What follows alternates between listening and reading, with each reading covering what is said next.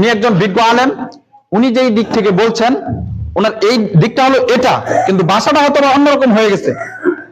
ওনার এইভাবে বলা উচিত ছিল যে নব আবিষ্কৃত বিষয় বিদআত করার চাইতে জিনা করাটা এটা ভালো কোন দিক থেকে, যে এই পাপটা, এই অন্যায়টা তাকে কল্যাণের দিকে নিয়ে যাবে, সে অনুতপ্ত হবে, সে এটা পাপ কাজ ভাবে, যার ফলে সে একদিন ফিরে আসার সম্ভাবনা আছে। আর যে বিদআত করে তার ফিরে আসার কোনো সম্ভাবনা নাই।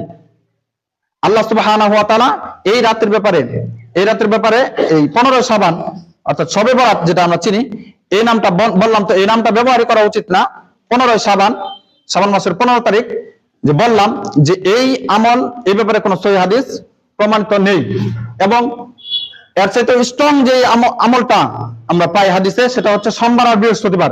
এই দিন আল্লাহ তাআলা সকলকে মাফ করে দেন, যদি তার মধ্যে শিরিক না থাকে আর ভাই ভাই শত্রুতা না থাকে।